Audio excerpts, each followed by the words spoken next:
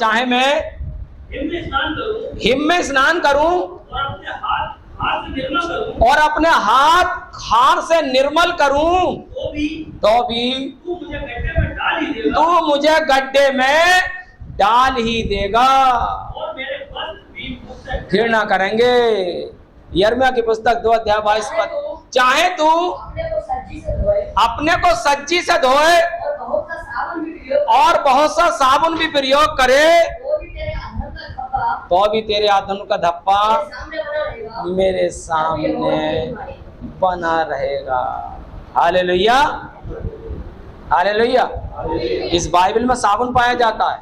जब मैं बुजुर्ग लोगों से बातें करता हूं तो वो कहते हैं कि अरे भैया पहले साबुन कहाँ चले करे, और बस केवल 50 साल पुरानी बात में वो कहती हैं कि पहले साबुन कहाँ चलते थे। और डॉक्टर भीमराव अम्बेडकर 100 साल पहले पीएचडी की डिग्री पास कर रहा था और हवाई जहाज में सफर कर रहा था। और आज बुजुर्ग ये कहते हैं कि 50 साल पहले भैया साबुन कहाँ चले करे, और हवाई जहाज चल रहे थे अब से 50 साल पहले।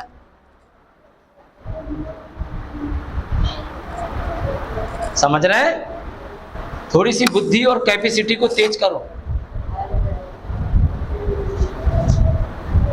साबुन भी पाप को शुद्ध नहीं कर सकता, तो गंगा में गोता मारने से कैसा शुद्ध हो सकता है? हालेलुया।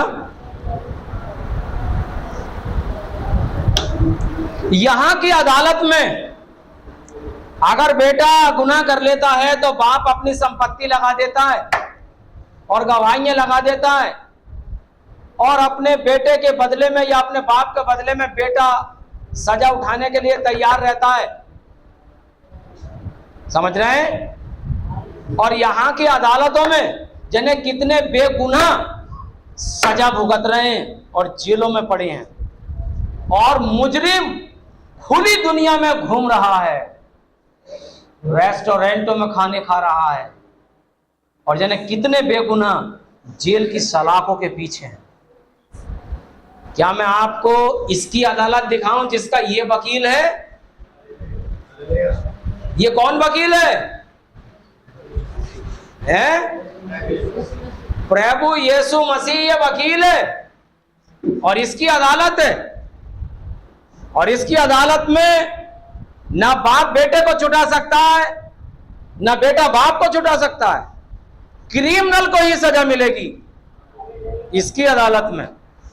पढ़ के देखिए, यहेजकेल 18 अध्याय का 20 पद।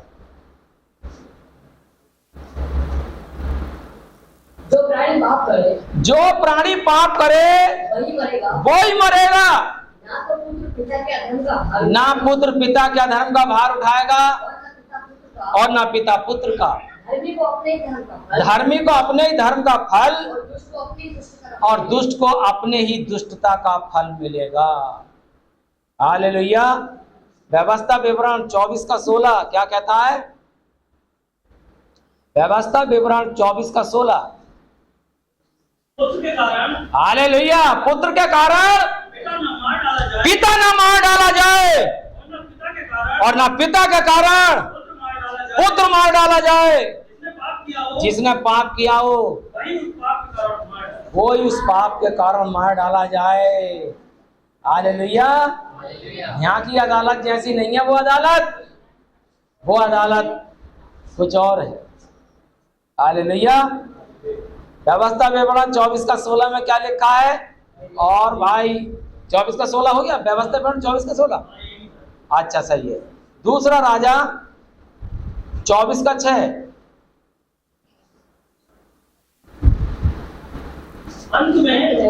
अंत में दूसरा राजा 14 अध्याय 14 का 6 बड़ा जांच करके लिखा है। हाँ, उन खूनियों के बच्चों को जो मर्डर करते हैं, उनके बच्चों को उसने ना मार डाला क्योंकि यहोवा की आज्ञा मूसा की व्यवस्था की पुस्तक में लिखी है, व्यवस्था की पुस्तक में लिखी है, पुत्र के कारण पिता ना मार डाला पुत्र जाए, के कारण पिता ना मार डाला जाए, ना मार डाला और पिता के कारण पुत्र ना मार डाला जाए। हालेलुया। हाँ, जिसने पाप किया हो वही उस पाप के कारण मार डाला। वही उस पाप के कारण मार डाला।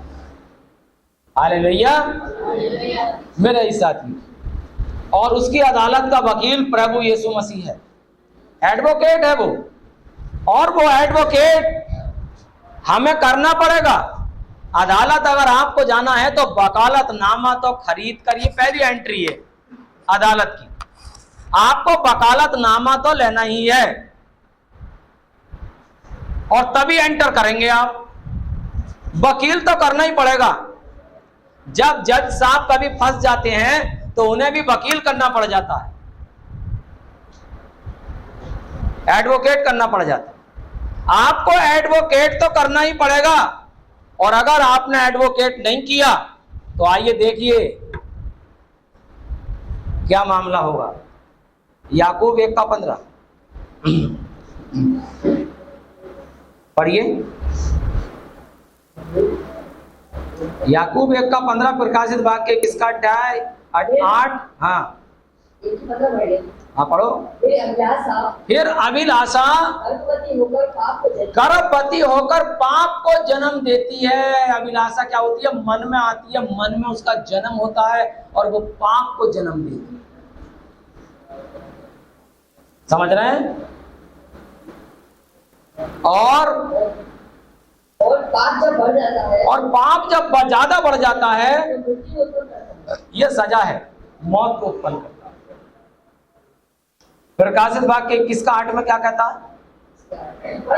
परंतु डरपोकों, अविश्वासियों, घिनौनों, हाँ हाँ, और टोनो और मूर्ति पूजकों, हाँ, आग और गंधक से जलती रहती है, वो दूसरी मौत है। लूका 16:24, लूका 16:24। तब उसने पुकार कर कहा, हे पिता अब्राहम, मुझ पर दया करके लाजर को भेज दे। यह है पाप की सजा, लाजर को भेज दे। हाँ, उंगली का सिरा भी पानी में भिगोकर अगर जीभ को लगा दे, टच कर दे तो ठंडी तो हो जाए कम से कम। इस ज्वाला में तड़प रहा। आज पाप के आनंद में आदमी उस ज्वाला को नहीं देख पा रहा है कि वो ज्वाला क्या है। हालेलुया। अगर ये वकील नहीं किया तो ये जगह इंतजार देख रही हैं। ये वकील आपको करना ही पड़ेगा। आइए इस वकील की क्वालिटी दिखाता हूं। कुछ वकील ऐसे भी होते हैं जो केस तो ले लेते हैं लेकिन पेंडिंग में पड़ा रहता है सालों तक केस। जैसा चाचा हमारे बता रहे थे, देखिए कुछ वकील क्या होते हैं, उन शब्दों को मैं क्या बोलूं, लेकिन मेरे साथियों हमारा वकील क्या है? My little children, these things I write to you so that may not sin. आप पाप ना करो। And if anyone sins, अगर कोई आदमी पाप करता है, we have an advocate. तो हमारे पास एक वकील है। उस वकील की क्या खासियत है? मेरे साथ पढ़िए यूहन्ना 1:29। हाँ, यूहन्ना 1:29। हाँ हाँ, उसने यीशु को हाँ अपनी ओर आते देखकर कहा, अपनी ओर आते देखकर कहा, देखो देखो ये परमेश्वर का मेमना है, ये परमेश्वर का मेमना है। जो जगत का पाप उठाएगा। ये एक ऐसा एडवोकेट है जो मेमना बन गया है, कुर्बान होने के लिए मेमना बन गया। ये ऐसा एडवोकेट है। ये ऐसा एडवोकेट नहीं है जो फॉर्च्यूनर में चलता हो। इस एडवोकेट के पास 5 स्टार की बिल्डिंग नहीं है। इस एडवोकेट के पास बहुत बड़े बड़े कपड़े नहीं है, ये परमेश्वर का मेमना बन गया है। ये एडवोकेट ऐसा है, इसके पास लग्जरी लाइफ नहीं है, और सबके पापों की फाइल अपने कंधों पर रखकर चल रहा है। दूसरी क्वालिटी, पहला यूहन्ना 3 अध्याय का 5 पद क्या कहता है?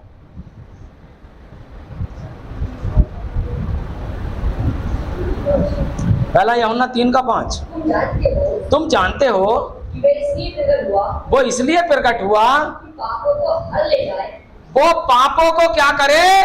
हर ले जाए। वो ऐसा एडवोकेट है कि आपके पापों को गठरी बांधकर हर ले जा रहा है, और उसके स्वभाव में पाप, और उसके स्वभाव में पाप नहीं है। इसी का 1 का 7 और 9 क्या कहता है? और यदि जैसा हाँ वे ज्योति में है, हाँ, वैसे हम भी ज्योति में चले, ज्योति में चले, तो एक दूसरे से समानता रखते हैं। हाँ, और उसके पुत्र यीशु का लहू, उसके पुत्र यीशु का लहू। ये एडवोकेट एक ऐसा एडवोकेट है जिसने लहू बहाया है। आज का एडवोकेट ऐसा नहीं कर सकता। इस एडवोकेट ने खून बहाया है अपने लोगों के लिए, और खून से फाइल को खरीदा है। पढ़िए, यीशु का लहू, यीशु का लहू हमें सब पापों से शुद्ध करता सारे पापों से शुद्ध करता है। है। यदि हम अपने पापों को मान लें, हालेलुया। इस एडवोकेट ने काहे से छुड़ाया है हमें? अपने लहू से छुड़ाया। आप बोलिए ना मत बोलिए, लेकिन मुझे तो प्रचार करना है। जब तक जिंदा रहूंगा मैं तो प्रचार करूंगा। आप ना भी बोलेंगे तो परमेश्वर सीडी रिकॉर्ड कर रहा है। काहे से खरीदा है इस एडवोकेट ने? लहू से खरीदा है, और उसके लहू की धारा आज भी बह रही है। 9 पद क्या कहता है? यदि हम अपने पापों को मान लें, यदि हम अपने पापों को मान ले, हमारे पापों को क्षमा कर दे, वो हमारे पापों को क्षमा करने और हमें सब अधर्म से शुद्ध और हमें सब अधर्म से शुद्ध करने, करने विश्वास योग्य और धर्मी है। और धर्मी है। ये एडवोकेट ऐसा है जो रिश्वत घूस नहीं लेता है, गलत पैसा नहीं लेता है। ये एडवोकेट है, बोझ से दबे और थके लोगों मेरे पास आओ, मैं तुम्हारा वजन अपने कंधों पर रख कर चलूं। ये वो एडवोकेट, इसने लहू बहाया है मुकदमे को जीतने के लिए। हालेलुया।